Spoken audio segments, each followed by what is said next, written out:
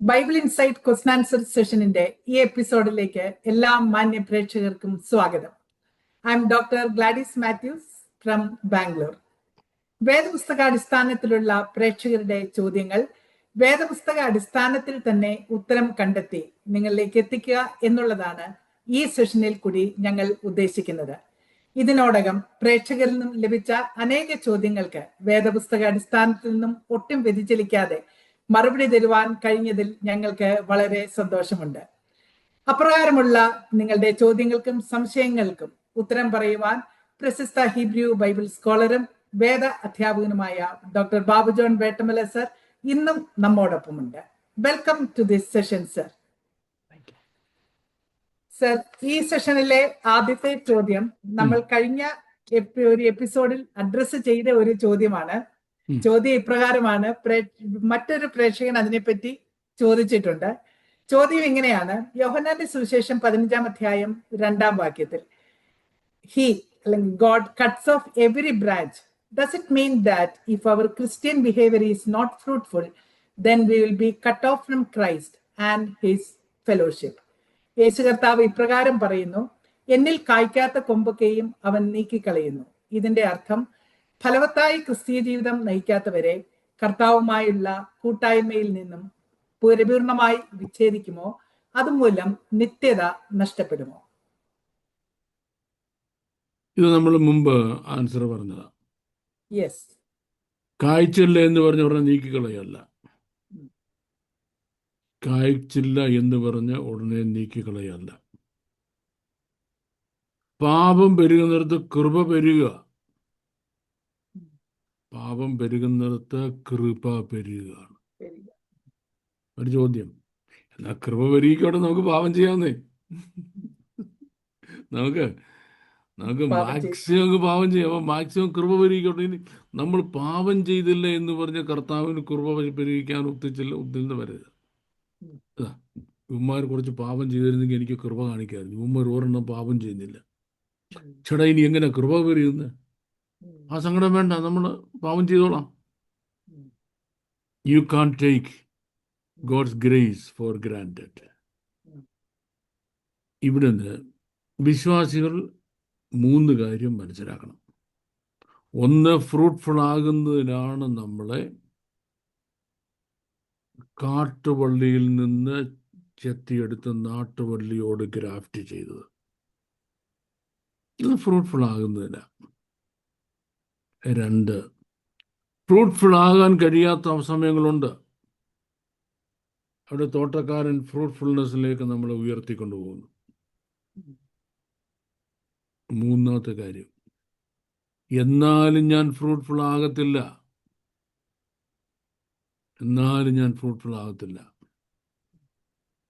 ഇനി ഞാൻ എൻ്റെ മുന്തിരിവള്ളിയോട് എന്ത് ചെയ്യും? ഞാൻ എൻ്റെ വേലി പൊളിച്ചു കളഞ്ഞ അതിനെ ചുട്ട് നശിപ്പിക്കും. അതിനെ അന്നേരത്തിനവിടെ ഭാരമായിട്ട് നിൽക്കണ്ട.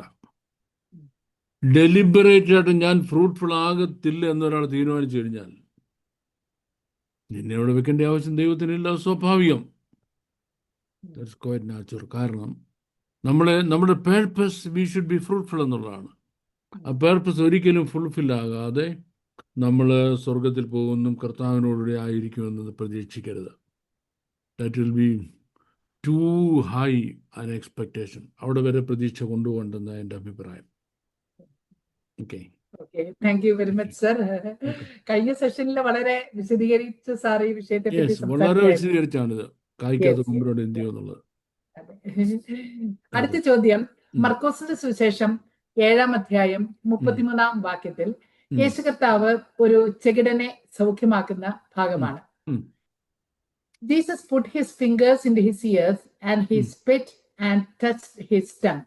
അവന്റെ ചെവിയിൽ യേശു കർത്താവ് വിരലിട്ടു, തുപ്പി അവന്റെ നാവിനെ തൊട്ടു. ഇത് ഹീബ്രു അർത്ഥത്തിലും ബാക്ക്ഗ്രൗണ്ടിലും ഒന്ന് വിശദീകരിക്കാമോ എന്നാണ് പ്രേക്ഷകൻ ചോദിച്ചിരിക്കുന്നത്. കൊള്ളാമല്ലോ, നമ്മുടെ പ്രേക്ഷകൻ ആളും എടുക്കാനാണല്ലോ. നമ്മള് ഒരുപാട് ചോദ്യങ്ങൾക്ക് മറുപടി വരുന്നുള്ളത് ശരിയാ. നമ്മള് വെള്ളം കുടിപ്പിച്ച് ഒക്കത്തുള്ള തീരുമാനിച്ചു കഴിഞ്ഞാൽ അല്ലേ, ആ ചോദ്യത്തിനകത്തൊരു വലിയ പ്രസക്തമായൊരു ഭാഗമുണ്ട്. അദ്ദേഹം ചോദിക്കുന്നത് ഇത് ഹീബ്രു അർത്ഥത്തിൽ പശ്ചാത്തലത്തിൽ മറുപടി വരാമെന്നുള്ളതാണ്. ഇതിന് എന്തെങ്കിലും മറുപടി ഒരു ഒരു ഒരർത്ഥമുണ്ടെങ്കിൽ അത് ഹീബ്രു പശ്ചാത്തലത്തിലേ ഉള്ളൂ. ഇതിൻ്റെ ഹീബ്രു പശ്ചാത്തലം മനസ്സിലാക്കാതെ അല്ലെങ്കിൽ ഹീബ്രു പശ്ചാത്തലത്തിനെ മാറ്റി വേറൊരു ബാക്ക്ഗ്രൗണ്ടിൽ ഇതിന് മറുപടി കണ്ടെത്താൻ ശ്രമിക്കുന്നതാണ് സഭ ചെയ്യുന്ന വലിയ ദോഷം. It has an answer only in the Hebrew background. It doesn't have an answer in any other background. അങ്ങനെയാണ് ഈ ഹീബ്രു ബാക്ക്ഗ്രൗണ്ട് എന്താ? ഈ യഹൂദന്മാര് എന്തുകൊണ്ടോ ഒരുപാട് സൂപ്പർസ്റ്റിഷൻസ് ഉള്ള ആളുകളാണ്. ഏകദൈവ ദൈവത്തെ വിശ്വാസം 4000 വർഷം മുമ്പ് അറിയാനിടയായിട്ടും ആ 4000 വർഷത്തെ കണക്കൊക്കെ ഇന്ന് ഒറ്റ സൂപ്പർസ്റ്റിഷൻ അവരുടെ ഉണ്ടാകാൻ പാടുള്ളതല്ല. പക്ഷെ ഇഷ്ടംപോലെ സൂപ്പർസ്റ്റിഷനുണ്ട്. അതിൻ്റെ പ്രധാന കാരണം അവരുടെ ട്രഡീഷൻസ് ഡോക്ട്രിനാന്ന് പറഞ്ഞ് പഠിപ്പിക്കുന്നു. അവർ ട്രഡീഷൻസ് ഡോക്ട്രിനായിട്ട് പഠിപ്പിക്കുന്നു. അതുകൊണ്ടുണ്ടാകുന്നത് ഈ യഹൂദന്മാരുടെ ചില പശ്ചാത്തലങ്ങളുണ്ട്. അത് അവരുടെ അന്ധവിശ്വാസത്തിൽ അധിഷ്ഠിതമായതാണ്. കർത്താവിന് ഒരാളോട് കമ്മ്യൂണിക്കേറ്റ് ചെയ്യണമെങ്കിൽ അയാൾക്ക് മനസ്സിലാവുന്ന ഒരു മീഡിയ വേണം, ഒരു മീഡിയം, അതിൽ കൂടെ സംസാരിക്കാനൊക്കത്തുള്ളൂ. ഇപ്പം മാമ അവിടെ നിന്ന് കന്നഡ പറയുകയും ഞാനിവിടെ നിന്ന് ഹീബ്രു പറയുകയും ചെയ്താൽ നല്ല രസമായിരിക്കും. നമ്മൾ ഒരിടത്ത് എത്താൻ പോകുന്നില്ല. നമ്മൾക്ക് രണ്ടുപേർക്കും മനസ്സിലാവുന്ന ഒരു ഭാഷ വേണം, അല്ലേ? രണ്ടുപേർക്ക് മനസ്സിലാവുന്ന ഒരു ഭാഷ വേണം. അപ്പം ഈ ഭാഷ ആംഗ്യ ഭാഷയാകാം, അല്ലൊരു സ്പോക്കൺ ലാംഗ്വേജ് ആകാം, ഇനി അതുമല്ലെന്നൊരു ഇമോഷണൽ എക്സ്പ്രഷൻസ് ആകാം, എന്തും ആകാം. മനസ്സിലാകാൻ ഒരു ഒരു ഒരു കോമൺ മീഡിയം ഓഫ് ലാംഗ്വേജ് വേണം. ഇവിടെ ഇവന് യേശു ക്രിസ്തുവിന് കർത്താവിന് ഇവനെ സൗഖ്യമാക്കണം. പക്ഷെങ്കിൽ ഇവന്റെ മനസ്സിൽ ഓൾറെഡി കുറെ അന്ധവിശ്വാസങ്ങളുണ്ട്. ഈ അന്ധവിശ്വാസമാണെന്ന് അവൻ അറിയാൻ വയ്യാത്തതുകൊണ്ടാണ് അവന് കൊണ്ടു നടക്കുന്നത്, അല്ലേ? ഇതൊരു അന്ധവിശ്വാസമാണെന്ന് അറിയാൻ വയ്യാത്തതുകൊണ്ടാണ് കൊണ്ടു നടക്കുന്നത്. യഹൂദന്മാരുടെ അക്കാലത്തെ അന്ധവിശ്വാസം കേട്ടണം. റാബായിമാര് ചില പ്രത്യേക ശുശ്രൂഷയ്ക്ക് വരുമ്പം, പ്രത്യേകിച്ച് ഈ ഉത്സവമായി സംബന്ധിച്ച് ശുശ്രൂഷയ്ക്ക് വരുമ്പം ഒരു ഉപവാസത്തോടായിരിക്കണം വരേണ്ടത്. ഈ ഉപവാസം ഇരിക്കുകയാണെങ്കിൽ അവരുടെ തുപ്പലിനകത്ത് മെഡിസിനൽ പവർ ഡെവലപ്പ് ചെയ്യും. എൻ്റെ അഭിപ്രായമല്ല, ബൈബിളിൻ്റെ അഭിപ്രായമല്ല, അങ്ങനെ എടുത്തുകളയരുത്. യഹൂദന്മാരുടെ പൊതുവായ അന്ധവിശ്വാസം. അപ്പൊ ഈ തുപ്പൽ മേത്ത് വീണാൽ ഹീലിംഗ് ഉണ്ടാവും. അപ്പൊ ഈ അങ്ങനെ ഉപവാസത്തോട് വരുന്ന റാബായി വചന ശുശ്രൂഷയ്ക്ക് എഴുന്നേൽക്കുമ്പം രോഗശാന്തി വേണ്ടവരെല്ലാം ഈ ഫ്രണ്ടിൽ പോയി നിൽക്കും. എന്തിന്? അറിയാതാണ്. ഇച്ചിരി തുപ്പാലും മേത്ത് വീഴും. തൂപ്പലും വീത്ത് വീണ് കഴിഞ്ഞാൽ എന്ത് നടക്കും? ഇൻസ്റ്റന്റ് അല്ല, വീട്ടിൽ പോയി കുറച്ച് ദിവസം കഴിഞ്ഞ് പനിയൊക്കെ മാറും. അല്ലെങ്കിൽ തന്നെ പനി അപ്പോഴത്തേക്ക് മാറാനിരുന്നതാ. പനി അങ്ങ് മാറി. പുള്ളിക്ക് വിശ്വാസമായി റാബായുടെ തുപ്പലില്. ഓക്കെ, ഈ പശ്ചാത്തലത്തിൽ ജനിച്ചു വളർന്നൊരു മനുഷ്യനാണ് നമ്മുടെ ഈ കുരുടൻ, ഈ ചെകിടൻ. ഇവനെ എങ്ങനെ മനസ്സിലാക്കും? ഇവനിൽ ദൈവിക സ്പർശനം ഉണ്ടായി, ദൈവിക ഇടപെടൽ ഉണ്ടായി എന്ന് ഇവനെ എങ്ങനെ മനസ്സിലാക്കാൻ കഴിയും? ഇവന് മനസ്സിലാക്കാൻ കഴിയുന്ന ഒരേ ഒരു മീഡിയം ഈ സൂപ്പർസ്റ്റിഷനാണ്. എടാ, സൂപ്പർസ്റ്റിഷൻ കൂടെ അല്ല വിടുതൽ എന്ന് ഇവനെ എങ്ങനെ പറഞ്ഞ് മനസ്സിലാക്കുന്നത്? ചെവിയാക്കത്തില്ല, അല്ലേ? ഞങ്ങളുടെ ട്രിവാൻഡ്രത്ത് കൊണ്ട് പുത്തരിക്കണ്ടത്ത് വലിയൊരു മിറക്കിൾ ക്രൂസർ നടന്നു കേട്ടോ. ഉം. മെഡിക്കൽ കോഴ്സിന് നടന്നപ്പോൾ ഓരോ രോഗികളെ കാറ്റഗറി ചെയ്താണ് സൗഖ്യത്തിന്. ആദ്യം പറഞ്ഞു ഒട്ടും കണ്ണ് കാണാത്തവരെല്ലാം എഴുന്നേറ്റിരിക്കാൻ പറഞ്ഞു. അപ്പോൾ കുരുടന്മാരെല്ലാം അത് കഴിഞ്ഞപ്പോൾ ഒട്ടും ചെവി കേൾക്കാത്തവരെല്ലാം എഴുന്നേറ്റിരിക്കാൻ പറഞ്ഞു. ചെവി ഒട്ടും കേൾക്കാത്തവർ എഴുന്നേറ്റിരിക്കാൻ പറഞ്ഞു രോഗസൗഖ്യത്തിന് വേണ്ടി. ഏതായാലും കുറച്ച് പേര് എഴുന്നേറ്റ് മുന്നോട്ട് പോകുന്നുണ്ട്. എങ്ങനെയാ കേട്ടെന്ന് എനിക്കറിയത്തില്ല. പോട്ടെ. അപ്പോൾ കർത്താവ് അങ്ങനെയല്ല, നമുക്ക് പരിചയമുള്ള മീഡിയത്തിലൂടെ സംസാരിക്കത്തുള്ളൂ. ഇവന് പരിചയമുള്ളത് ഒരു സൂപ്പർസ്റ്റീഷൻ്റെ മീഡിയയാണ്. അവനെ തൊടുന്നു, അവനറിയാം. തുപ്പലൊന്നും വീഴുന്നതായിട്ട് പിടികിട്ടുന്നില്ല, ചെവിയെ തൊട്ടപ്പോഴേ. പിന്നെ കർത്താവിൻ്റെ നാക്ക് തുപ്പിയിട്ട് അവന് നാക്കെ പുരട്ടി. തുപ്പെന്ന് കേട്ടു, ശരിയാ, കൊള്ളാം, അപ്പോൾ സംഭവം വല്ലതും നടക്കും. നാക്കെ പുരട്ടി, ആ തുപ്പൽ വീണു. ഇനി വല്ലതും നടക്കും. അപ്പം ഒരു മിറക്കിളിന് ബേസിക്കായിട്ടൊരു വിശ്വാസം വേണം. എനിക്ക് ചെയ്യാൻ കഴിയും നീ വിശ്വസിക്കുന്നുവോ? നീ ദൈവത്തിൽ വിശ്വസിക്കുന്നുവോ? വിശ്വസിച്ചാൽ മാത്രം മതി. അപ്പൊ വിശ്വാസം ഒരു ബേസിസ് ആണ്. ആ വിശ്വാസം ഉണ്ടാകണമെന്നുണ്ടെങ്കിൽ ആ വിശ്വാസം ഒന്ന് ഐഡിയ കൺവേ ചെയ്യണം. ഐഡിയ കൺവേ ചെയ്യുന്ന ഒരു ലാംഗ്വേജ് വേണം. അതുകൊണ്ട് മനസ്സിലാകുന്നതല്ലേ പറയാനൊക്കത്തുള്ളൂ.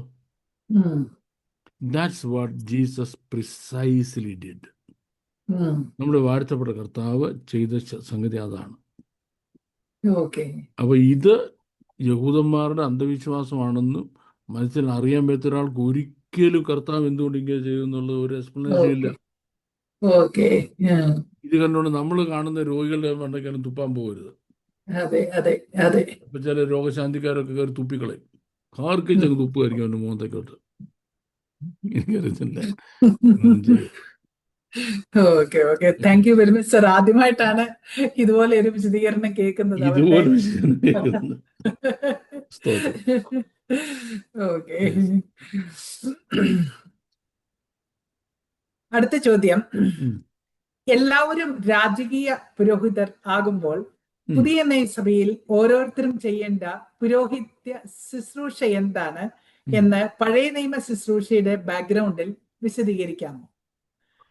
ഒരുവന് വേണ്ടി ഒരുവൻ പ്രാർത്ഥിക്കണം എന്നുള്ളതിന് ശേഷം രാജകീയ പുരോഹിതന്റെ റെപ്രസെന്റേറ്റീവ് ഫങ്ഷൻസ് ഉണ്ടോ? ഉണ്ടെങ്കിൽ എന്തെല്ലാമാണ്? Good question. മുമ്പ് പറഞ്ഞോളൂ, നമ്മളെ ഇച്ചിരി ഒന്ന് കറക്കണം, അതാണ് ചോദ്യം. നമുക്ക് കറങ്ങാൻ നോക്കാം. നമ്മൾ ഈ തിരുവെഴുത്ത് നമ്മളെ പറ്റി സംസാരിക്കുന്ന ഒരു ഭാഷയുണ്ട്. അത് മനുഷ്യർ നമ്മളെ പറ്റി സംസാരിക്കുന്ന ഭാഷയേക്കാൾ വ്യത്യസ്തമാണ്. മനുഷ്യൻ നമ്മൾ സംസാരിക്കുന്ന ഭാഷ അത് പെർഫോമൻസ് ആൻഡ് പെർഫോമൻസ് എന്ന് പറഞ്ഞാൽ മതി. ഇയാൾ ഇതിനോടകം എന്തെല്ലാം ചെയ്തു എന്നുള്ളത്. 10ാം ക്ലാസ് പാസ്സായി ഇത്ര പെർസെൻ്റ് ഉണ്ടായി, പ്രീ ഡിഗ്രി പാസ്സായി, അത് പാസ്സായി, ഇത് പാസ്സായി, ഇയാൾ ഇതുവരെ എന്തെല്ലാം ചെയ്തു എന്നുള്ളതാണ്. അതിൻ്റെ ബേസിലാണ് ഇയാളെ ഒരു പോസ്റ്റിലേക്ക് നിയമിക്കുന്നത്. ഇപ്പം ഞാൻ ഒരുപാട് ഇൻ്റർവ്യൂ അറ്റൻഡ് ചെയ്ത് ധാരാളം വ്യത്യസ്തമായ ജോലികൾ ചെയ്തിട്ടുള്ള ആളാണ്. ഒരു ഘട്ടം ഇതങ്ങോട്ട് കൊടുക്കും, ക്വാളിഫിക്കേഷൻസ് ആപ്ലിക്കേഷൻ്റെ കൂടെ. അപ്പോൾ ഇയാൾ എന്തെല്ലാം പഠിച്ചു, എന്തെല്ലാം ചെയ്തു അതിനകത്തുണ്ട്. അത് നമ്മുടെ പെർഫോമൻസ്, അതിൻ്റെ ബേസിലാണ് നമുക്ക് ആ ജോലി തരണോ വേണ്ടത് തീരുമാനിക്കുന്നത്. പക്ഷെ ദൈവം അങ്ങനെയല്ല. ദൈവം നോക്കുന്നത് പ്രോമിസസ് ആണ്. ഇയാളെ എന്തിനു കൊള്ളാം. ഇവൻ ഇതുവരെ 10ാം ക്ലാസ് പാസ്സല്ലേ, ശരിയാണ്, പക്ഷെ ഇവന് എന്തിനു കൊള്ളാം, what he is good at, അത് പ്രോമിസസ് എന്ന് പറയും. God look at the promises that a man could accomplish. Man looks at the performance that he has already accomplished. അവൻ ഇതുവരെ ചെയ്ത പെർഫോമൻസ് ആണ് മനുഷ്യനെ കണ്ടെങ്കിൽ അവന് എന്ത് സാധിക്കും, അവൻ്റെ പൊട്ടൻഷ്യൽസ് എന്താണ്, അവൻ എന്തിനു കൊള്ളാം. ഇത് ദൈവത്തിൻ്റെ പെർസ്പെക്റ്റീവ്. തൻ്റെ പുത്രനെ പറ്റി അങ്ങനെ, നമ്മളെ പറ്റി അങ്ങനെ. ദൈവം അത് പറയുമ്പോൾ നമ്മൾ അതല്ല. ഉദാഹരണം, യേശുവെന്ന രാജാവ് ഉം. നിങ്ങൾക്കായി ഇന്നടത്ത് ജനിച്ചിരിക്കുന്നു. ഉം. ആര് ജനിച്ചിരിക്കുന്നു? രാജാവ്, യേശു എന്ന രാജാവ്. രാജാവ്. യേശുക്രിസ്തു ആരായിട്ട് ജനിച്ചത്? രാജാവായിട്ട്. യഹൂദന്മാരുടെ രാജാവായി പിറന്നവൻ എവിടെ? അതെ. ഉം. അന്വേഷിച്ചു വരിക. പീലാത്തോസിന്റെ ആൾക്കാർ പറഞ്ഞു ഇവൻ രാജാവാന്ന് പറഞ്ഞത്. പീലാത്തോസ്, നീ നീ രാജാവാണ്, നീ രാജാവാണ്. കാര്യം ശരിക്കും രാജാവിനെ കണ്ടുള്ള ആളാണ് പീലാത്തോസ്. ഉം. നമ്മുടെ വാഴ്ത്തപ്പെട്ട കർത്താവ് ജനിച്ചത് രാജാവായിട്ട് ഉം. ഭൂമിയിൽ, താൻ ജീവിച്ചത് രാജാവായിട്ട്, താൻ മരിച്ചതും രാജാവായിട്ടാണ്. യഹോശുവ നസറി, മേലേക്ക് യഹൂദി, യഹൂദന്മാരുടെ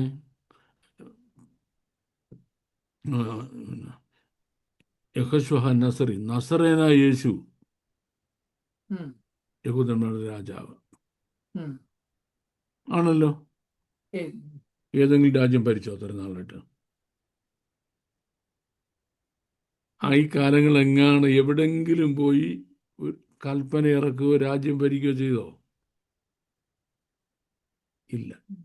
അതിൻ്റെ അർത്ഥം he is not the king now,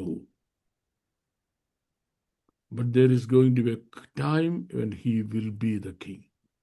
ഉം.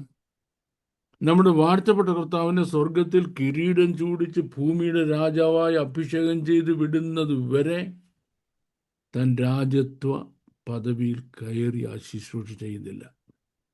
ഉം. നമ്മളാരാ? ഞാനാണ് എഴുന്നേറ്റടങ്ങാൻ വയ്യാത്ത ഒരു രോഗിയായ മനുഷ്യൻ. നമ്മളൊക്കെ സാധാരണ മനുഷ്യർ. ഉം. പക്ഷേ what is the promise upon us? Royal priesthood എന്നുള്ളതാണ്. രാജകീയ പുരോഹിത വർഗം എന്നുള്ളത് നമ്മുടെ പ്രോമിസാണ് നമ്മളുടെ മേലുള്ളത്, Yes. അല്ലേ? അതെ. ഒരു ദിവസം നമ്മുടെ വാഴ്ത്തപ്പെട്ട കർത്താവ് രാജാവാകും. അന്ന് നമ്മളും തന്നോടുകൂടെ ഭരണാധികാരികളാകും. ഉം. അതുവരെ നമ്മൾ ഈ ഭൂമിയെ ഭരിക്കുന്നില്ല. ഉം. അതുവരെയും നമ്മൾ ഈ ഭൂമിയെ ഭരിക്കുന്നില്ല. ഇനി നമ്മുടെ വാഴ്ത്തപ്പെട്ട കർത്താവ് റോയൽ പ്രീസ്റ്റ്ഹുഡാണ്, king as well as priest ആണ്. ഉം. നമ്മുടെ വാഴ്ത്തപ്പെട്ട കർത്താവ് king as well as priest ആയതുകൊണ്ട് ഉം. നമുക്ക് കർത്താവിനോട് ചേർന്ന് പിതാവിനോട് അപേക്ഷിക്കാം മനുഷ്യന് വേണ്ടി. ഇന്ന് നമ്മൾ മനുഷ്യന് വേണ്ടി പിതാവിനോട് അപേക്ഷിക്കുന്നു. ഉം. അതാ പ്രീസ്റ്റ്. ഉം. അപ്പം ഈ രണ്ടിൻ്റെയും ഭാഗികമായ പെർഫോമൻസ് നമ്മളിപ്പോൾ ചെയ്യുന്നുണ്ട്. ഓക്കെ. ഭാഗികമായി, വളരെ ഭാഗികമായിട്ട്. ഏതൊരെല്ലംസിൽ ഒരു പ്രൊഫറ്റിക് സെന്റൻസിൽ നാല് ഫുൾഫിൽമെന്റ് ഉണ്ട്. മുമ്പ് നമ്മൾ പറഞ്ഞിട്ടുണ്ട്. ഓക്കെ. പാർഷ്യൽ ലിറ്ററൽ ഫുൾഫിൽമെന്റ്, ഉം. Ultimate literal fulfilment, partial spiritual fulfilment, ultimate spiritual fulfilment. 4 ഫുൾഫിൽമെന്റാ. ഉം. ഈ 4 ഫുൾഫിൽമെന്റിൽ പാർഷ്യൽ ലിറ്ററൽ ഫുൾഫിൽമെന്റ് മാത്രമേ നമ്മളിപ്പോൾ ചെയ്യുന്നുള്ളൂ.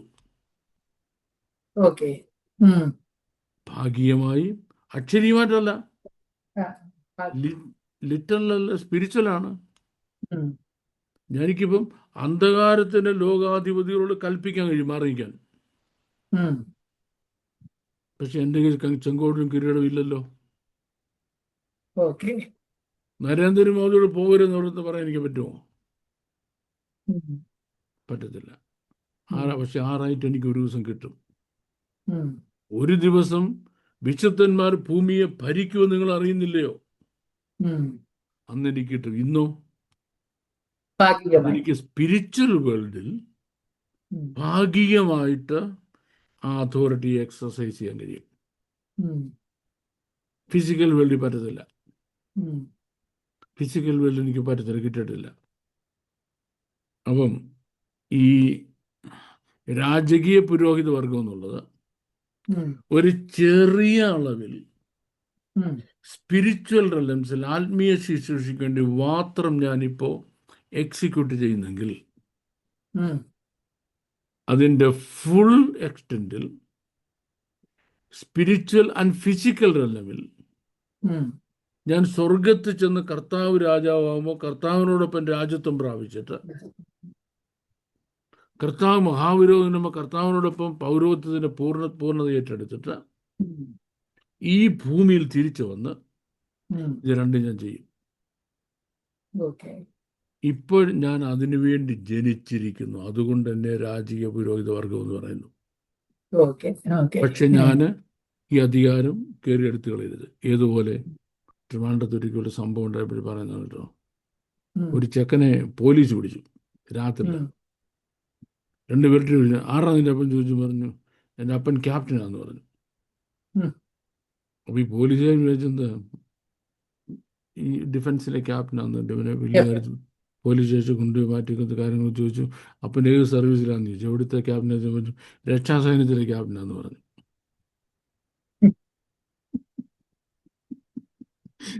മനസ്സിലായി? സത്യം പറഞ്ഞു. രക്ഷാസൈന്യത്തിലെ ക്യാപ്റ്റനാന്ന് പറഞ്ഞ കാര്യം നമുക്ക് കൂട്ടത്തിൽ 2 പൊട്ടിക്കൂടെ കൂടുതൽ. അന്ന് രക്ഷാസൈന്യത്തിലെ ക്യാപ്റ്റൻ ഇതൊക്കെ വെച്ച് നടക്കുക എന്ന് പറഞ്ഞ് പോലീസ് സ്റ്റേഷൻ കയറി ചെന്നാലും എങ്ങനെ ഇരിക്കും ഉം, അല്ലേ?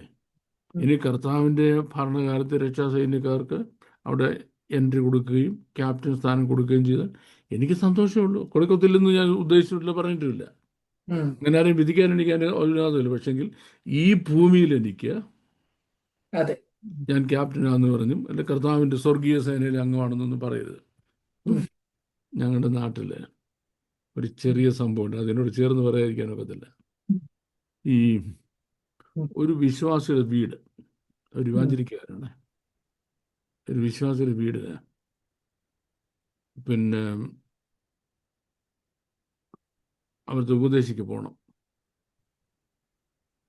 പക്ഷെങ്കിൽ വീട്ടിലോട്ടുള്ള വഴി മുഴുവൻ തൊട്ടടുത്തുള്ള ഭർത്താവക്കാരൻ അടച്ചിട്ടിരിക്കുക. ഉം, ഇവർ തമ്മിൽ ശത്രുക്കളാണ്, ഉം, വഴിയില്ല. ഉപദേശം എന്ത് ചെയ്തു? ഈ ഭർത്താവക്കാരൻ്റെ പുരയിടത്തിൽ കൂടെ ധൈര്യമായിട്ട് കയറി ഇവാഞ്ചലിക്കാരൻ്റെ വെട്ടിപ്പാൻ. ഉം, ഭർത്താവക്കാരൻ അവിടെ നിന്ന് ഉപദേശിച്ചു, പുള്ളി ചീത്ത വിളിച്ചു. ഉം, ഉപദേശിച്ച് അപ്പുറം കടന്നിട്ട് പറഞ്ഞു, എടാ, ഭൂമി അതിൻ്റെ പൂർണ്ണതയും ഭൂതലം അതിൻ്റെ നിവാസികളും യഹോവയ്ക്കുള്ളതാകുന്നു. ഉം, ഞാൻ യഹോവയുടെ ദാസന്, നീ ആരാണ് എന്നെ ചീത്ത വിളിക്കാനെന്ന്. ഉം.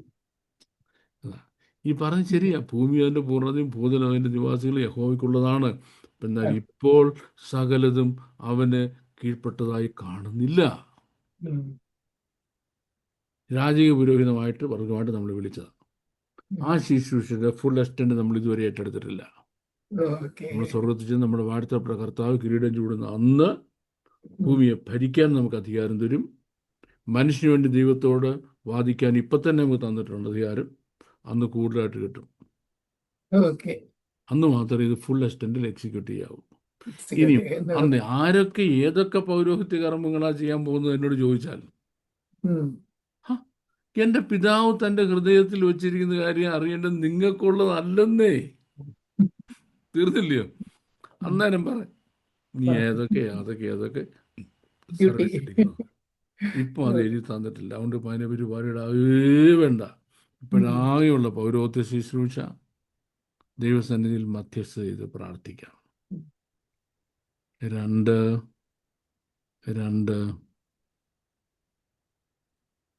ദൈവത്തിൻ്റെ വചനം പൊരുൾ തിരിക്കും. കാരണം പുരോഹിതൻ യഹോവയുടെ ദാസനായതുകൊണ്ട് ദൈവത്തിൻ്റെ പരിജ്ഞാനം അവൻ്റെ അധരങ്ങളിന്മേലുണ്ട്. ഇപ്പോൾ നമുക്ക് 2 പൗരോഹിത്യ ശുശ്രൂഷ ചെയ്യാനേ അവകാശമുള്ളൂ. ഒന്ന്, പ്രാർത്ഥിക്കാം മറ്റുള്ളവർക്ക് വേണ്ടി. ദൈവത്തെ ആരാധിക്കുന്നുണ്ട് സ്വാഭാവികമായിട്ടും. സെക്കൻഡ്, ദൈവത്തിൻ്റെ ജ്ഞാനം നമ്മുടെ അധരങ്ങളിൽ നിന്ന് ലോകം കേൾക്കണം. നമ്മളിപ്പോൾ ഒരു ഉപദേശിയാണ്, അല്ലെങ്കിൽ ദൈവവേദന, ഒരു സാധാരണ ദൈവവേദനാണെങ്കിലും അവനൊരു വളരെ സാധാരണമായ കാര്യത്തെപ്പറ്റി സംസാരിക്കുന്നത്. ഒരു പ്രാവിൻ്റെ കമ്പ് അടുത്ത പറമ്പിലോട്ട് വീണ് കിടക്കുന്നതിനെ പറ്റി സംസാരിക്കുന്നത് നിസ്സാരമായ ഒരു കാര്യമാണ്. അതിനെപ്പറ്റി സംസാരിക്കുമ്പോൾ പോലും ദൈവം സംസാരിക്കുന്ന പോലെ ഒരു പരിജ്ഞാനം അവൻ്റെ അധരങ്ങളിൽ നിന്ന് വരണം. പുരോഹിതൻ യഹോവയുടെ ദാസനായതുകൊണ്ട് യഹോവയുടെ ദൈവത്തിൻ്റെ പരിജ്ഞാനം അവൻ്റെ അധരങ്ങളിൽ മേലുണ്ട്. ഇതാണ് നമ്മളിപ്പോൾ ചെയ്യുന്ന പൗരോഹിത്യ ശുശ്രൂഷ. ഇനി എന്താ ചെയ്യാൻ പോകുന്നുള്ള പ്രിയമുള്ളവരെ, ഇപ്പോൾ നാം ദൈവമക്കളാകുന്നു. ഇനി എന്താകുമെന്ന് പ്രത്യക്ഷമായിട്ടില്ല. Thank you very much sir. വളരെ സരസമായി സാർ വ്യക്തമാക്കി. Thank you once again. അടുത്ത ചോദ്യം, പുറപ്പാട് പുസ്തകം 20-ാം അധ്യായത്തില് ഇസ്രായേൽ മക്കളോട് പറയുമ്പോൾ Israeli should not make any images.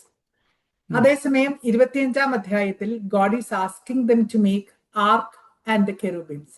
ദൈവത്തിന്റെ നിയമപ്പെട്ടകം, കൃപാസനത്തിന് മേലെയുള്ള കെരൂബുകൾ, ഇവയെല്ലാം ഉണ്ടാക്കാനായി 25-ാം അധ്യായത്തിൽ യഹോവയായ ദൈവം ഇൻസ്ട്രക്ഷൻ കൊടുക്കുന്നുണ്ട്. ഈ പറഞ്ഞതെല്ലാം ഇമേജസ് അല്ലേ? അത് പരസ്പര വൈരുദ്ധ്യമായിട്ടുള്ള ഒരു കാര്യമല്ലേ എന്നാണ് പ്രേക്ഷകൻ ചോദിച്ചിരിക്കുന്നത്. ഞാൻ ചിരിക്കാൻ കാര്യം, ആ ചോദ്യത്തിന് അതൊരു ഭയങ്കര ഹാസ്യമുണ്ട്. ഞാൻ ചിരിക്കാൻ തുടങ്ങിയത്, ഒരു ഇമേജ് ഉണ്ടാകാതെ ഈ ലോകത്തിൽ മനുഷ്യനെന്ന് ഡെവലപ്ഡ് ബീങ്ങിന് ജീവിക്കാൻ കഴിയത്തില്ല. എന്തിൻ്റെങ്കിലും ഇമേജ് ഉണ്ടാക്കാതെ. സംശയം. ഞാൻ വെച്ചിരിക്കുന്ന കണ്ണാടി ഉണ്ടല്ലോ, ഈ കണ്ണാടി ഇമേജ് ആദ്യം മാനുഫാക്ചർ ഉണ്ടാക്കിയില്ലയോ? എന്നിട്ടില്ലേ ആ ഫ്രെയിമിനകത്തില്ലേ കണ്ണാടി ഇത് സാധനം ഉണ്ടാക്കിയെടുത്തത്? ഇല്ലയോ?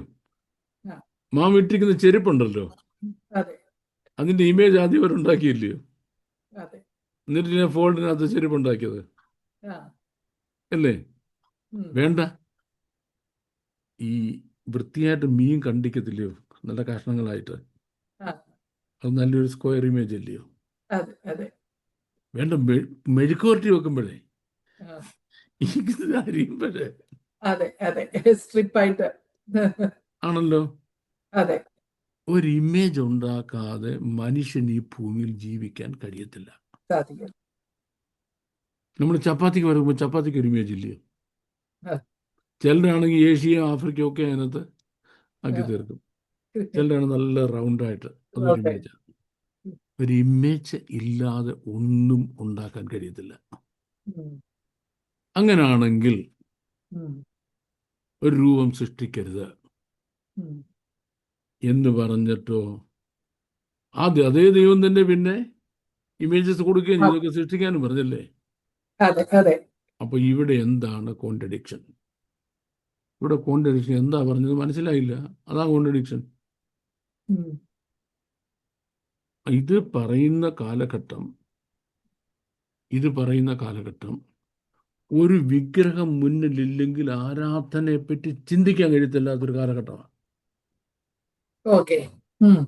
ആരാധന നടത്തണമെങ്കിൽ മുന്നൊരു വിഗ്രഹം വേണം. ഒരു കാളയോ പോത്തോ എരുമയോ ഒരു മൂട്ടയോ ഒരു പാമ്പോ ഒരു അരണയോ ഒരു പല്ലിയോ മനസ്സിലായി, ഏറ്റവും കുറഞ്ഞ എലിയെങ്കിലും മുന്നിലുണ്ടെങ്കിലേ ആരാധിക്കാൻ പറ്റത്തുള്ളൂ. അല്ലാതെ ആരാധന എന്ന കാര്യത്തെ പറ്റി ചിന്തിക്കാൻ കഴിയാത്തൊരു കാലത്ത് ഡോണ്ട് മേക്ക് എൻ ഇമേജ് എന്ന് പറയുന്നത് എന്തിനു വേണ്ടി? ആരാധനയ്ക്ക് വേണ്ടി ഇമേജ് ഉണ്ടാക്കരുതെന്ന.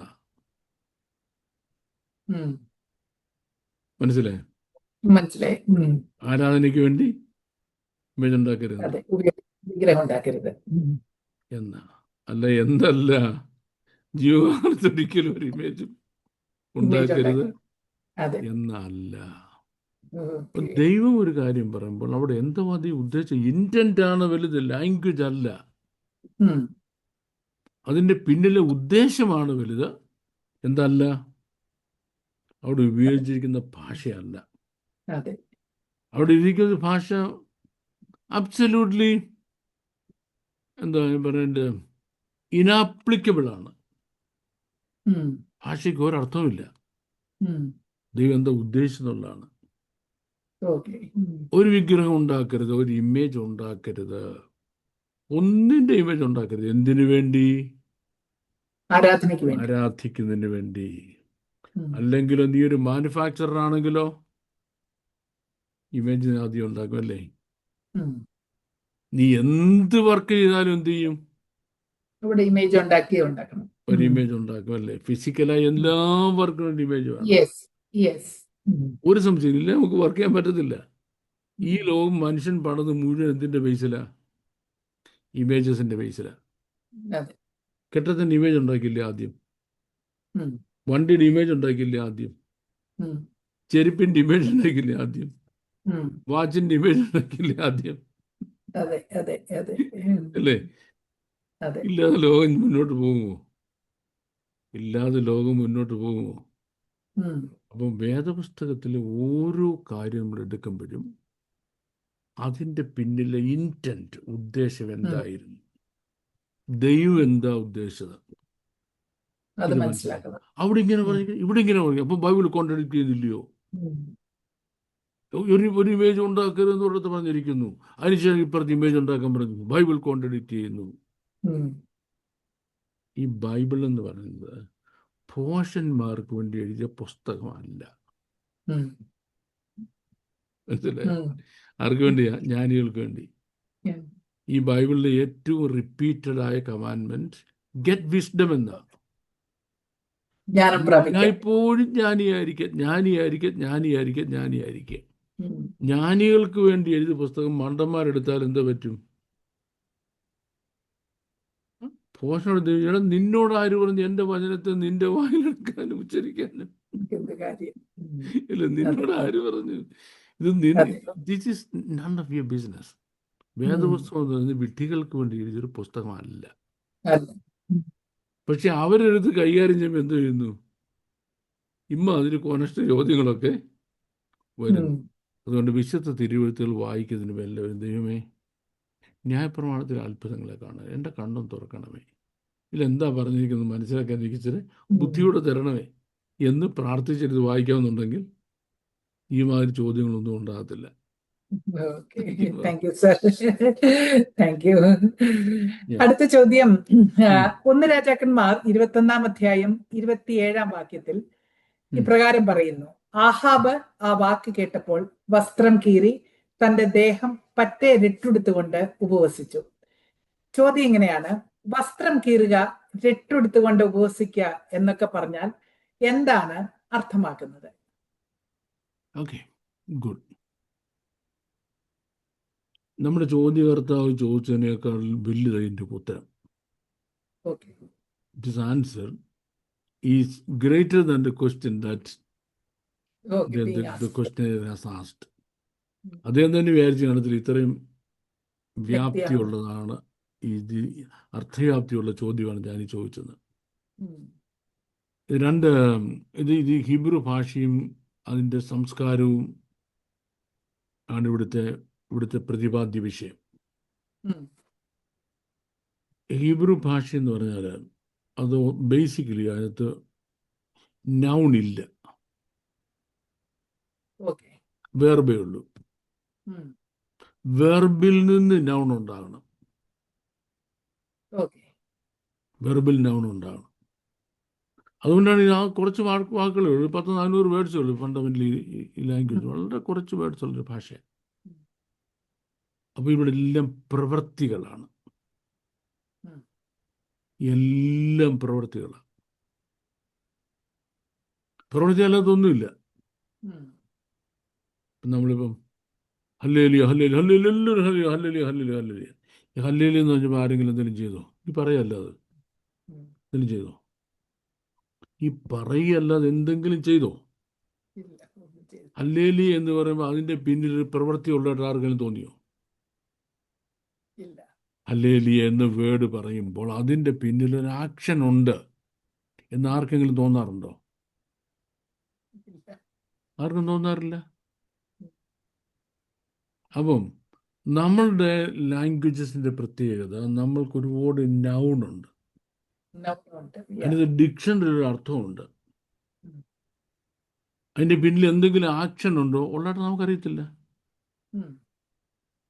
ഹീബ്രുവിൽ എല്ലാ നൗണിൻ്റെയും പിന്നിൽ ഒരാക്ഷൻ ഉണ്ട്. ഒരു പ്രവൃത്തിയുണ്ട്, അതൊരു വേർബാണ്. verb. ആ വേർബിൽ നിന്നാണ് നൗൺ ഫോം ചെയ്യുന്നത്. അപ്പം നിങ്ങൾ എന്ത് നിങ്ങളുടെ ഐഡിയോളജിക്കൽ വേർഡിൽ പറഞ്ഞാലും ഐഡിയോളജി എല്ലാം ആബ്സ്ട്രാക്റ്റ് ആണ്.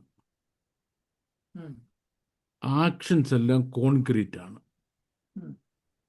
ആബ്സ്ട്രാക്റ്റ് അവിടെ ആപ്ലിക്കബിൾ അല്ല, കോൺക്രീറ്റ് ഇല്ലെങ്കിൽ. Okay. പിതാവായ ദൈവം ഞാൻ ലോകത്തെ സ്നേഹിക്കുന്നു. എന്തെങ്കിലും ചെയ്യുന്നേ, സ്നേഹിക്കുന്നതിൽ എന്തെങ്കിലും ചെയ്യട്ടെ. തൻ്റെ ഏകജാതനായ പുത്രനിൽ വിശ്വസിക്കുന്ന ഏവനും നശിച്ചു പോകാതെ നിത്യജീവൻ പ്രാപിക്കേണ്ടതിന് പുത്രനെ നൽകുവാൻ തക്കവണ്ണം ലോകത്തെ സ്നേഹിച്ചു. ഒരാക്ഷൻ അവിടെ വരുമ്പോഴേ സ്നേഹം എന്ന നൗണിന് അർത്ഥം ഉണ്ടാകുന്നുള്ളൂ. അവിടെ പ്രസക്തിയുള്ളൂ. ഒരാക്ഷൻ വരുമ്പോഴേ സ്നേഹം ഒരു അബ്സ്ട്രാക്റ്റ് ഐഡിയ ആണ്, അബ്സ്ട്രാക്റ്റ് ആണ്. അതിനെ കോൺക്രീറ്റ് ആക്കി മാറ്റുമ്പോഴേ ഹീബ്രു ഭാഷയിൽ അതിന് എന്തെങ്കിലും അർത്ഥമുള്ളൂ, അല്ലെങ്കിൽ അതിനൊരു അർത്ഥമില്ല. ഇത് ആ ഭാഷയുടെയും ആ സംസ്കാരത്തിൻ്റെയും പ്രത്യേകതയാണ്.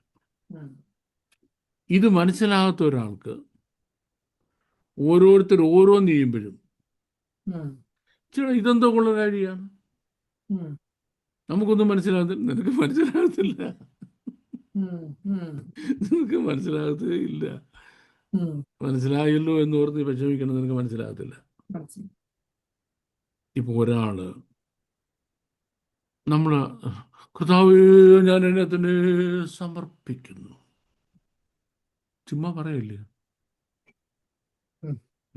ഓ ഞാൻ നിന്നെ സ്നേഹിക്കുന്നു, ദൈവമേ ഞാൻ നിന്നെ ആരാധിക്കുന്നു, ചുമ്മാ പറയാ. ഒരു പ്രവൃത്തിയും ഇല്ലാത്ത കുറേ വാക്കുകൾ കൊണ്ട് നിറഞ്ഞതാണ് നമ്മുടെ ഡെയിലി ലൈഫ് എന്ന് പറയുന്നത്. നമ്മളൊന്നും ചെയ്യുന്നില്ല, പറച്ചിലൊരു കുറവില്ല താനും. ഓ ദിവസം ഞാൻ താഴ്ന്നതിനെ താഴ്ത്തി ഏൽപ്പിക്കുന്നു, താഴ്ത്തി ഏൽപ്പിച്ചു. ഇവിടെ എവിടെ ഏൽപ്പിച്ചു? എവിടെ ഏൽപ്പിച്ചെന്ന? എവിടെ താഴ്ത്തി ഏൽപ്പിച്ചെന്ന് പറയുന്നത്? ചുമ്മാ പറയാം. ഈ ചുമ്മാ പറയാന്നുള്ളത് നമ്മൾ മനസ്സിലാക്കുന്നില്ല.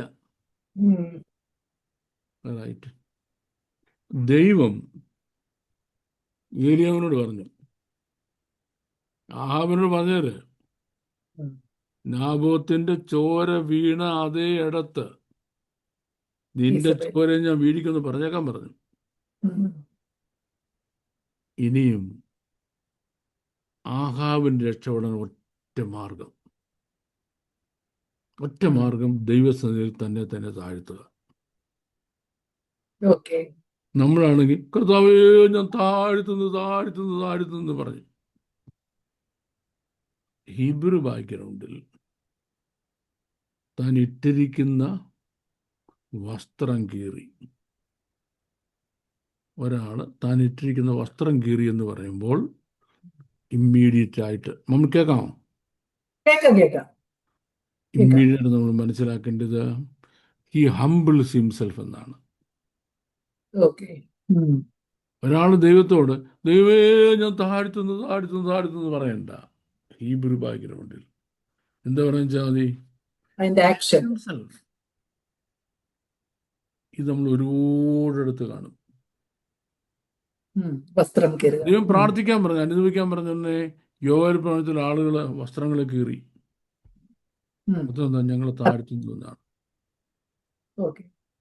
യോശുവയും കാലവും വസ്ത്രം കീറിക്കൊണ്ട് വന്നു അല്ലേ? That means they humble themselves before God. ഹൃദയത്തിന്റെ തകർച്ചയാണോ ഉദ്ദേശിക്കുന്നത്? ഹൃദയത്തിന്റെ തകർച്ച എന്നുള്ള സിംബലിസം. പക്ഷെങ്കിൽ എക്സ്റ്റേണലി അത് കാണിക്കണം. ഈ താഴ്ത്തുന്നു എന്ന് പറഞ്ഞാൽ you have to do an action externally. ദൈവസന്നിധിയിൽ ആഹാവിനെ തന്നെ താഴ്ത്തുന്നു എന്നുള്ളതിന്റെ ആ പ്രവൃത്തിയാണ് വസ്ത്രം കീറിയത്. നമ്മൾ ഹീബ്രു വായിക്കുമ്പോഴൊക്കെ, ബൈബിൾ വായിക്കുമ്പോഴൊക്കെ ഇങ്ങനെ ഓരോരുത്തരും ചെയ്യുന്ന പല പ്രവൃത്തികളുടെയും മുമ്പിൽ അതിനൊരു അർത്ഥമുണ്ട്.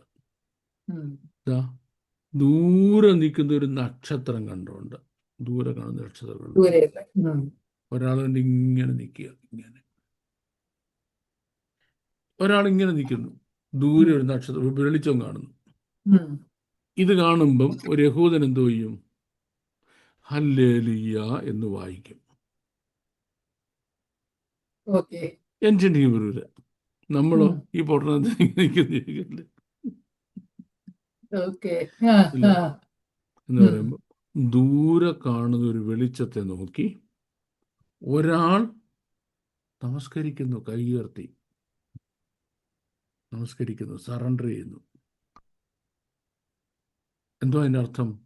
ഒന്ന്, I thank you for leading me from the world of darkness to the world of light. ഇരുളിൽ നിന്ന് വെളിച്ചത്തിലേക്ക് എന്നെ നയിക്കുന്നത് കൊണ്ട് ഞാൻ അങ്ങയ്ക്ക് നന്ദി പറയുന്നു. I thank you in advance for leading me from the lower world to the higher world. താണലോകത്തിൽ നിന്ന് ഉന്നതങ്ങളിലേക്ക് എന്നെ നയിക്കുന്നത് കൊണ്ട് I thank you in advance. I thank you for leading me from my world to your world. എൻ്റെ ലോകത്തിൽ നിന്ന് അങ്ങയുടെ ലോകത്തിലേക്ക് എന്നെ നയിക്കുന്നത് കൊണ്ട് I thank you in advance. I thank you for leading me from my ideas, my knowledge, my understanding to your knowledge, your ideas, your understanding. I thank you in advance. ഇതാണ് ഇതിൻ്റെ അർത്ഥം. ഹല്ലേലൂയ എന്ന വാക്കിൻ്റെ അർത്ഥം. അപ്പൊ hallelujah എന്ന് പറഞ്ഞാൽ ancient ഹീബ്രുവിൽ എങ്ങനെ എഴുതേണ്ടത്? ഇതാ എഴുതേണ്ടത്. അവിടെ ഒരു ആക്ഷൻ കാണുകയാണല്ലേ. ഇവിടെ കാണുന്ന ഒരു വെളിച്ചത്തെ നോക്കി ഒരാള് നമസ്കരിച്ചിരിക്കുന്നു. ഇത് വല്ലതും മനസ്സിലാക്കിയിട്ട് നമ്മൾ ഹല്ലേലൂയ പറയുന്നത്. നമ്മൾക്ക് അർത്ഥരഹിതമായ വാക്കുകളാണ്. എല്ലാവരും ഹല്ലേലൂയ വേണ്ട, കരങ്ങൾ ഉയർത്തി വീണ്ടും വീണ്ടും വീണ്ടും. ഞങ്ങൾ നോർത്ത് ഇന്ത്യ ചെല്ലുമ്പോൾ ജോർജ് ആർ ഹല്ലേലൂയ ബോലിയേ, ജോർജ് ജോർ. അപ്പം ഹല്ലേലൂയ നീ പാവങ്ങളങ്ങ് ആർത്ത് വിളിക്കും. എന്തോ ചെയ്യാൻ പറ്റില്ല. അപ്പോഴത്തേക്കും എന്തോ ഒരു വലിയ ശക്തി, ദൈവശക്തി ഇറങ്ങുന്നൊക്കെ നിങ്ങൾ ചിന്തിക്കുന്നത്. അപ്പോൾ ഈ ഏൻഷ്യൻ ഹീബ്രു ലാംഗ്വേജും കൾച്ചറും മുഴുവനും ആക്ഷൻ ഫീൽഡാണ്. ഇതിൽ താഴ്ത്തുന്നു എന്നുള്ള ആക്ഷനാണ് ഈ വസ്ത്രം കീറുക എന്നുള്ളത്. വസ്ത്രം കീറുക. That's all. അതിന് വേറെ ഒരു അർത്ഥവുമില്ല. വേറൊരു അർത്ഥത്തിൽ എടുത്തു കഴിഞ്ഞാൽ വലിയ കുഴപ്പമായി തീരുകയില്ല. ഹിബ്രു ഭാഷയുടെ ഒരു പ്രത്യേകതയാണ് നാമമില്ല ഇത് ക്രിയാപദങ്ങളാണ് കൂടുതലെന്നുള്ളത്. സാർ ഒരിക്കല് ഓരോരുത്തരുടെ പേര് പറയുമ്പോഴും പറഞ്ഞല്ലോ, അത് അവരുടെ DNA പ്രവൃത്തിയിൽ നിന്നാണ് ഉണ്ടാകേണ്ടത്. പ്രവൃത്തിയില്ലാതെ വാക്കുണ്ടായിട്ട് കാര്യമുണ്ടോ? നമുക്ക് 25,000 വാക്കുണ്ട്, ഒരു പ്രവൃത്തിയില്ല, ആരും ഒന്നും ചെയ്യുന്നില്ല. ചെയ്യാനില്ലെന്നേ. ക്രിയാപദത്തെക്കാളും പിന്നെ ഈ നൊവാം ചോംസ്കി എന്ന് പറയുന്നത് ജീവിച്ചിരിക്കുന്ന ഏറ്റവും വലിയ സ്കോളർ. എനിക്ക് 40 PhD ഉണ്ടായിരിക്കും. റിസർച്ച് ചെയ്ത PhD. യഹൂദന. 100 വയസ്സ് കഴിഞ്ഞിട്ടുണ്ടായിരിക്കും. ഇദ്ദേഹത്തിൻ്റെ പ്രസിദ്ധമായൊരു പുസ്തകമുണ്ട്. അതിനകത്ത് അദ്ദേഹം പറഞ്ഞിരിക്കുന്ന ഒരു സെൻറ്റൻസ് ഉണ്ട്. Colourless green ideas sleep furiously. Colourless green ideas sleep furiously. എന്തതിനർത്ഥം? ഗ്രാമാറ്റിക്കലി പെർഫെക്റ്റ് സെൻറ്റൻസാണ്. ഗ്രാമാറ്റിക്കലി സബ്ജക്റ്റും പ്രെഡിക്കറ്റും ഒബ്ജക്റ്റും എല്ലാം കൃത്യമായിട്ട്, ആഡ് വെർബൊക്കെ കൃത്യമായിട്ട് കൊടുത്തിരിക്കുക. ഇത് വല്ല അർത്ഥമുണ്ടോ? Colourless green ideas sleep furiously. അതായത് ഇംഗ്ലീഷ് ലാംഗ്വേജിനെ കളിയാക്കിയതാ കേട്ടോ. ഇംഗ്ലീഷ് ലാംഗ്വേജ് ഒരു പുതിയ ഗ്രാമാറ്റിക്കൽ സ്ട്രക്ചർ ചെയ്തിട്ട് ഇദ്ദേഹം പറഞ്ഞതാണ്, നിങ്ങൾ ഈ പറയുന്ന വാക്കുകളേ ഉള്ളൂ, ഒരർത്ഥവുമില്ല, യാതൊരു അർത്ഥമില്ലാത്തൊരു ഭാഷയാണ് ഇംഗ്ലീഷ് എന്ന്. ഒരു ക്ലസ്റ്റർ വേർഡ്സ് കൊണ്ട് ഭയങ്കര കളിയാണ്. ഗ്രാമാറ്റിക്കാലിറ്റി എന്ന് പറഞ്ഞാൽ ഇടിപെട്ട് ഗ്രാമറാണ്. Doesn't make any sense. No sense. നോൺസെൻസിക്കലേ പറയുന്നത് കൂടുതലും. വാക്കുകൾ ഇഷ്ടം പോലെ വെച്ച് കയറുക. അപ്പം വിശുദ്ധ എബ്രായ ഭാഷയിൽ അങ്ങനെ അല്ല. അതെ. അത് നമുക്ക് മനസ്സിലാക്കാനുള്ള ഏറ്റവും നല്ലൊരു ഉദാഹരണമാണ് ഈ ആഹാബ് വസ്ത്രം കീറിയത്. Okay okay, thank you very much sir. ഒരു ചോദ്യം കൂടെ ചോദിക്കുന്നു. ഉം. ഹോശേയ പ്രവചനത്തിൽ ഹോശേയയുടെ പേഴ്സണൽ ലൈഫ്, തന്റെ വ്യക്തിപരമായിട്ടുള്ള ജീവിതത്തിൽ ദൈവം അവനോട് ചെയ്യാൻ പറഞ്ഞ കാര്യം, അത് ഇസ്രായേൽ മക്കളോടുള്ള ബന്ധത്തിലുള്ളതാണെങ്കിലും ഉം. ഒരു അനീതി അല്ലേ? അതുപോലെ തന്നെ യെഹെസ്കേലിലും ഇതേ രീതിയിൽ മലം കൊണ്ട് അപ്പം ഉണ്ടാക്കുവാൻ പറയുന്നു. ഒരു വ്യക്തിയുടെ പേഴ്സണൽ ലൈഫിൽ ഇതുപോലെയുള്ള കാര്യങ്ങൾ ചെയ്യുവാൻ പറയുന്നത് എങ്ങനെ ഉൾക്കൊള്ളുവാൻ സാധിക്കും? ഉൾക്കൊള്ളുന്നവര് പറഞ്ഞില്ലല്ലോ. ഉൾക്കൊള്ളണമെന്ന് ഇപ്പൊ ആരും പറഞ്ഞോ? ഈ ചോദ്യം ചോദിച്ച ആളിന് ഉൾക്കൊണ്ടേ ഒന്നും ഒരു നിർബന്ധവും ദൈവത്തിനില്ലല്ലോ. ഉണ്ടോ? ഈ ചോദിച്ചയാൾ ഈ കാര്യം ഉൾക്കൊള്ളണമെന്ന് ദൈവത്തിന് വല്ല നിർബന്ധമുണ്ടോ?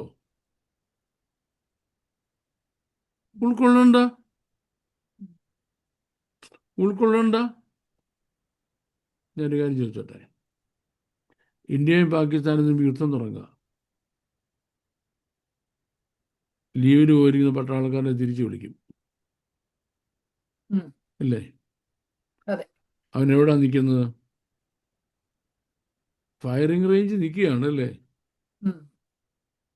മറ്റവൻ കാഞ്ചി വലിച്ചാൽ ഇവന്റെ നെഞ്ചത്ത് കയറും, അവിടെ നിൽക്കുക പോയി, അല്ലേ? അപ്പോൾ തന്നെ ഇവന്റെ അയൽവക്കക്കാരായ ഒരു 100 പേര് നാട്ടിലുണ്ട്. അവരെ ആരെയും വിളിച്ച് ഫയറിംഗ് റേഞ്ച് നിർത്തിയില്ലല്ലോ.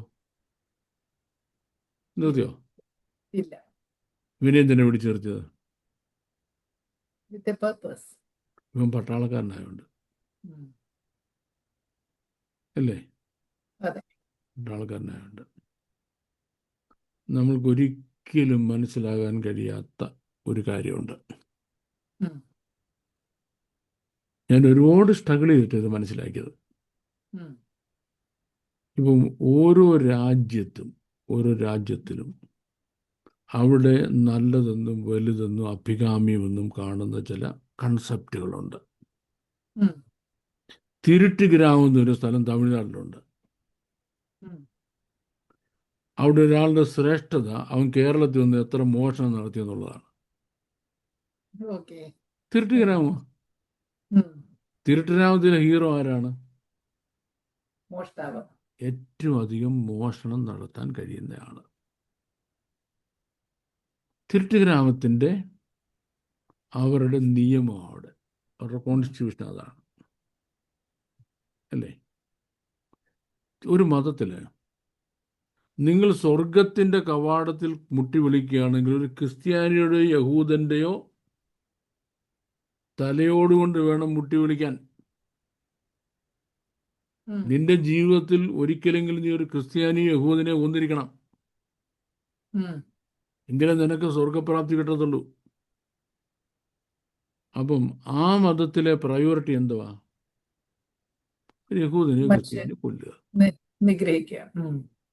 യഹൂദനെ. അവിടെ അതാണ് അവിടുത്തെ ഹീറോ. അവിടുത്തെ ഹീറോ അയാളാണ്. ഇനിയും ഈ കിങ്ഡം ഓഫ് ഗോഡ് എന്ന പദത്തിന് ധാരാളം അർത്ഥത്തിൽ ഒന്ന് സ്വർഗമാണ്. ആ സ്വർഗത്തിൻ്റെ പ്രയോറിറ്റി എന്ന് പറയുന്നത് നമ്പർ 1, ആ സ്വർഗീയ സത്യങ്ങൾക്ക് വേണ്ടി ഒരാൾക്ക് രക്തസാക്ഷിയാകാൻ കഴിയുമെന്നുള്ളതാണ് ഫസ്റ്റ് പ്രിവിലേജ്. ആ സ്വർഗീയ സത്യങ്ങൾ എസ്റ്റാബ്ലിഷ് ചെയ്യുന്നതിന് വേണ്ടി ഈ ഭൂമിയിൽ വന്ന ദൈവപുത്രന് പോലും എങ്ങനെയുള്ള മരണമായിരുന്നു? രക്തസാക്ഷി മരണമായിരുന്നു. ആ പുത്രനെ ഭൂമിക്ക് പരിചയപ്പെടുത്തി കൊടുത്ത് യോഹന്നാനും എന്താ ചെയ്തത്? രക്തസാക്ഷി മരണമായിരുന്നു. ആ പുത്രനിൽ സുവിശേഷം ഏറ്റെടുത്തുള്ള ലോകം മുഴുവൻ കൊണ്ടുപോയ ശിഷ്യന്മാർക്കും ആ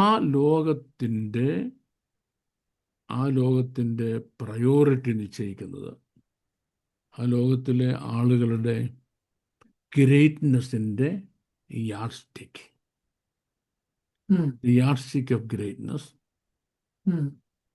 ആ ലോകത്തിൻ്റെ സത്യങ്ങൾക്ക് വേണ്ടി ഏത് എക്സ്റ്റെൻറ്റ് വരെ സഫർ ചെയ്യാൻ അവന് കഴിയുമെന്നുള്ളതാണ്. ഉം. To what extent can he suffer? ഉം. അവർക്ക് മാത്രമേ അവിടെ മാന്യതയുള്ളൂ. ഓക്കെ. പുത്രനെങ്കിലും ഉം. താൻ അനുഭവിച്ച കഷ്ടങ്ങൾ കൊണ്ട്, അല്ലെ, പുത്രനെങ്കിലും താൻ അനുഭവിച്ച കഷ്ടങ്ങൾ, കഷ്ടം. അതുകൊണ്ട് ദൈവം അവനെ ഉയർത്തി സാലകനാമത്തിന് മുകളിലായ നാമം നൽകി. വാഴ്ചകളുടെ, അധികാരങ്ങളുടെ, കർത്തൃത്വത്തിൻ്റെയും ശക്തിയുടെ മുകളിൽ ഇരുത്തി. ഇരുത്തി. Because of his readiness to suffer. Yes. അങ്ങനെയുള്ള ഇരുട്ടിൻ്റെ ശക്തികളോട് പോരാടുമ്പോൾ അവിടെ സഹനം, പെർസിവിയറൻസ്, സഫറിങ് ആണ് നിന്നിൽ നിന്ന് എക്സ്പെക്ട് ചെയ്യുന്ന ക്വാളിറ്റി. ആ എക്സ്റ്റെൻറ്റിൽ സഫർ ചെയ്യാൻ കഴിയുന്നവരാണ് ആ ലോകത്തിലെ ഹീറോസ്. അവരാണ് ആ രാജ്യത്തിലെ പൗരന്മാര്. ഒത്തിരി പ്രജകളും ഉണ്ട് അതിനകത്ത്. അവർക്ക് പ്രത്യേകിച്ച് ഒരു സഫറിങ് ഉണ്ടായിട്ടില്ല. അവര് തിന്നു കുടിച്ചോണ്ട് ജീവിച്ചതേ ഉള്ളൂ. മനസ്സിലായി? അപ്പം എല്ലാ പ്രവാചക ശുശ്രൂഷയുടെയും പിന്നിൽ ഒരു വലിയ ക്വസ്റ്റ്യൻ ഓഫ് സഫറിങ് എടുത്തു വെക്കും. യെശയ്യാവിനെ ഒരു മരം പിളന്ന് അതിൻ്റെ നടുക്കിരുത്തിയിട്ട് ഈർച്ചവാളുകൊണ്ട് അറുത്തു. ആരാ യെശയ്യാവ്? Royal family മെമ്പറാ. ഹിസ്കിയ രാജാവിന്റെ കസിനാ. ഈ പണി ചെയ്തില്ലെങ്കിൽ ആരാ വരുന്നു? രാജാവാ. ഈ പണി ചെയ്തുകൊണ്ട് എന്തോ കിട്ടിയതായത് അല്ലേ? എല്ലാ പ്രവാചകന്മാരുടെയും മുൻപിലും രണ്ട് മിനിസ്ട്രി എന്ന് പറയുന്നത് ഹയസ്റ്റ് ചലഞ്ചിങ് മിനിസ്ട്രിയാണ്. ഒന്ന് പ്രൊഫറ്റിക് മിനിസ്ട്രി, അതിൽ ഇറങ്ങിക്കോ, ഇതതിൻ്റെ കൂടെ പിറപ്പ. രണ്ടാമത്തേത് ഹയസ്റ്റ് ചലഞ്ചിങ്, ഇതിനോട് തുല്യമായ ഹയസ്റ്റ് ചലഞ്ചിങ് ആണ് ഞാൻ ഈ ചെയ്യുന്നത് ടീച്ചിങ് മിനിസ്ട്രി. കാരണം വചനത്തിൻ്റെ പൊരുൾ തിരിച്ച് ജനത്തിന് കൊടുക്കുക. യഹോവ ഇങ്ങനെ കൽപ്പിക്കുന്നു എന്ന് പറയുന്നതാണ് പ്രവാചകൻ. ജനത്തിന് ദൈവഹിതം പൊരുൾ തിരിച്ചു കൊടുക്കുക. ജനത്തിന് ദൈവവചനം പൊരുൾ തിരിച്ചു കൊടുക്കുകയാണ് ആര്? ഞാൻ, ഉപദേഷ്ടാവ്. ഇവർ രണ്ടുപേരും പണയം വെച്ചേക്കുന്നത് അറിയാമോ? ബേണിംഗ് സ്റ്റേക്കിൽ കൊണ്ടുവച്ചിരിക്കുന്നത് സ്വന്തം ജീവനാണ്. സ്വന്തം ജീവൻ, എക്സിസ്റ്റ് എന്ന് പറയുന്ന സാധനം ഇതാ കത്തിക്കാൻ കൊണ്ട് വെച്ചിട്ടാണ് എന്ത് ചെയ്യുന്നത്? നമ്മൾ ഈ പണി ചെയ്തത്. അങ്ങനല്ലാത്ത ഒരാളും ഈ സ്ട്രീമിലുണ്ടായിട്ടില്ല. ഒരു പാട്ടുണ്ട്, അങ്ങേ കരയിൽ ചെന്നും എന്തെന്നറിയും, ലോകം വെറുത്തവർ അന്നാളറിയും.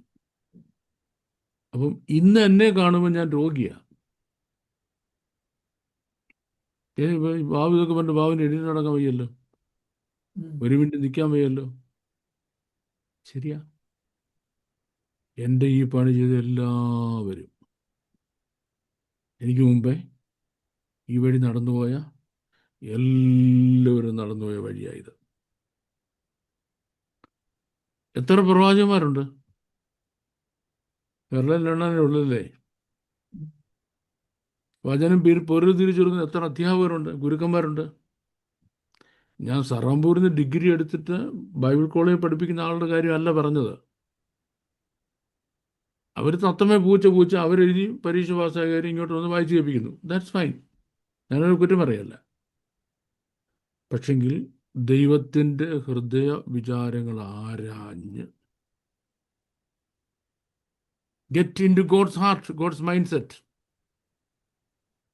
ദൈവം തൻ്റെ തിരുവായിൽ നിന്ന് അരുളി ചെയ്ത ഈ വചനം, അത് ഏത് ഇൻറ്റൻറ്റിലാണ് ദൈവം പറഞ്ഞത്, അതിന് ദൈവത്തിൻ്റെ ഹൃദയത്തിനകത്ത് കയറിപ്പോണം. ഉം. അവിടെ നിന്ന് മനസ്സിലാകത്തില്ല ദൈവത്തിൻ്റെ ഇൻറ്റൻറ്റ് എന്താണെന്ന്. അതെ. അത് ജനത്തിന് പൊരുൾ തിരിച്ചു കൊടുക്കുക എന്ന് പറഞ്ഞാൽ ഇറ്റ്സ് എ ചലഞ്ചിങ് വർക്ക്. ഏതുപോലെ ആ പ്രവാചക ശുശ്രൂഷ. ബോർഡറിൽ പ്രവാചക. നിൽക്കുക, പട്ടാളക്കാരൻ ഫയറിംഗ് റേഞ്ച് നിൽക്കുക. ഉം. ഒരു കാര്യമുണ്ട്,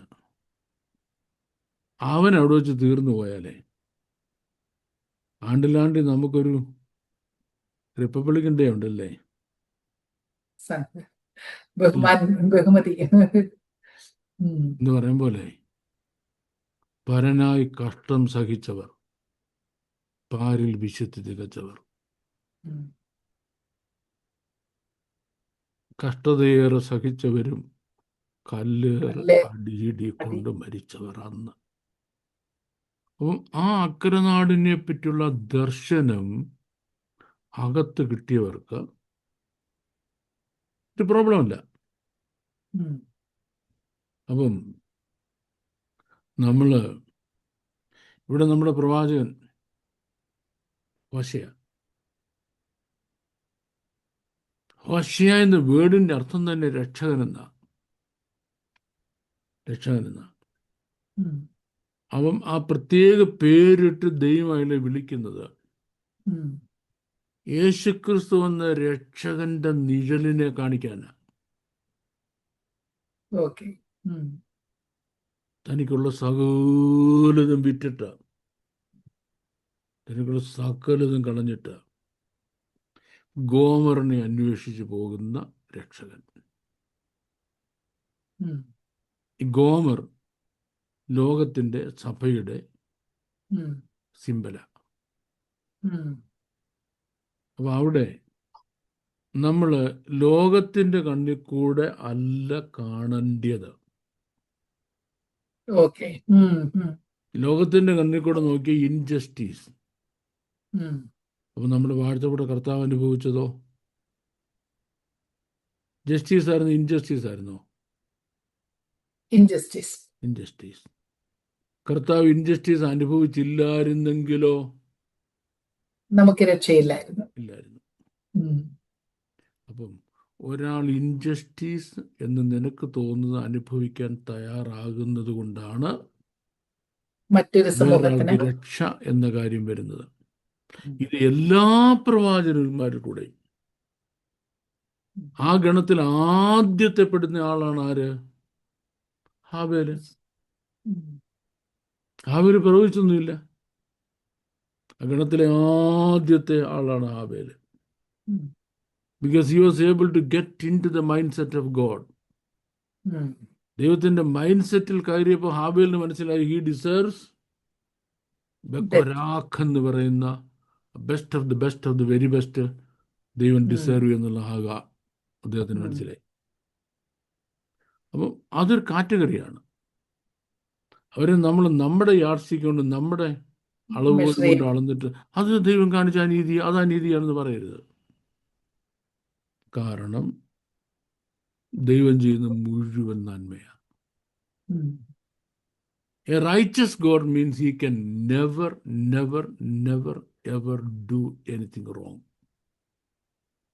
കാര്യം പ്രതിഫലം വിഭജിക്കുന്ന ദിവസത്തിൽ ഒരാളും ദൈവത്തോട് പറയത്തില്ല അനീതിയായിരുന്നു, എന്നോട് കാണിച്ച അനീതിയായിരുന്നു. മനസ്സിലായോ? വലിയ വീട്ടിൽ ജനിച്ചു കൊള്ളുന്ന ധനികനായ ഒരു മനുഷ്യന്റെ മകനാണ് നമ്മൾ ഈ പറഞ്ഞ പ്രവാചകനായ ഹോശയ. ധനികനായ ഹോശയ, he deserves a virgin girl to be his wife. എല്ലാ ജൂവിഷ് യങ് ബോയുടെയും ഡിസേർവിംഗ് ആണത്. So he had to go and marry a wrong girl. Brothel എന്നൊരു ഗേളിനെ കല്യാണം കഴിക്കേണ്ടി വന്നു. അപ്പോൾ നമ്മുടെ യാർഡ് സ്റ്റിക്ക് വെച്ച് നോക്കിയാൽ ദാറ്റ് വാസ് ഇൻജസ്റ്റിസ്. പക്ഷെങ്കിൽ ദൈവത്തിൻ്റെ യാർഡ് സ്റ്റിക്കിൽ അതിനകത്തൊരു കറക്റ്റ്നെസ് ഉണ്ട്. നമുക്കിപ്പോൾ അറിയത്തില്ല. അതുകൊണ്ട് നമ്മൾ ദൈവം ചെയ്യുന്ന എല്ലാം നല്ലത്. നല്ലത്. My God is A righteous God ഉം. and he cannot do anything wrong. He cannot do anything wrong. The second thing is, if anything I think has gone wrong in my case, ഉം. ദൈവം പറഞ്ഞിട്ട് എനിക്കൊരു wrong, ഒരു കഷ്ടം, നഷ്ടം അനുഭവിക്കേണ്ടി വന്നാൽ, there is abundant recompense. Okay. ചെറിയ കോമ്പൻസേഷൻ അല്ല, ഉം. there is abundant recompense. Abundant recompense. ഉം. അതാണ് ആ രാജ്യത്തിന്റെ നിയമം. പറഞ്ഞല്ലോ, നീ- പാകിസ്ഥാന്റെ നിയമം അല്ലെ, Yeah. അഫ്ഗാനിസ്ഥാന്റെ നിയമമോ ഉം. തിരുട്ട രാജ്യത്തിന്റെ നിയമമോ അല്ല. ആ രാജ്യത്തിന്റെ പേര് അവിടെ ഹീറോ എന്ന് പറഞ്ഞാൽ ഈ കാറ്റഗറി വരുന്നവരാണ്. ഉം. ഒരു കാര്യം ഞാൻ സത്യം പറയാം, അന്ന് അവിടെ ചെല്ലുമ്പോൾ ഒത്തിരി പേരും ദൈവത്തോട് പറയും, എനിക്കെന്താ അങ്ങനെ ഒരു കഷ്ടത തരാഞ്ഞത്. ഉം. മനസ്സിലായോ? ഉം. നിത്യ സന്തോഷം ശിരസിൽ വഹിച്ച് ഉം. അവർ നിത്യതയ്ക്കുള്ളിൽ മറയും ഉള്ളിൽ മറയും. തിരുവചനവും എന്ന് പാടുന്ന പാട്ടുണ്ടല്ലോ. അപ്പോൾ ഇവരെ കാണുമ്പോൾ നമ്മൾ ചോദിക്കും, എനിക്കെന്താ അവർക്ക് കൊടുത്ത കഷ്ടത തരാഞ്ഞത്. തന്നിരുന്നെങ്കിൽ എനിക്കും ആ റോയിൽ ഇരിക്കാമായിരുന്നു. ആ റോയിൽ ഇരിക്കാൻ ദൈവം മുൻകഴിച്ച എല്ലാവർക്കും ഈ ഭൂമി കഷ്ടത ഉണ്ടാവും. As simple as that. Okay. Thank you very much sir. നല്ല ഡീറ്റെയിൽ ആയിട്ടുള്ള എക്സ്പ്ലനേഷൻ ആയിരുന്നു. Thank you once again. ഈ സെഷൻ നിങ്ങൾക്ക് പ്രയോജനമായി എന്ന് ഞങ്ങൾ കരുതുന്നു. തുടർന്നും നിങ്ങളുടെ സംശയങ്ങളും ചോദ്യങ്ങളും കമന്റ് ബോക്സിലോ താഴെ കാണുന്ന ഫോൺ നമ്പറിലോ വിളിച്ച് അറിയിക്കാവുന്നതാണ്. May God bless you all. Thank you once again. Thank you.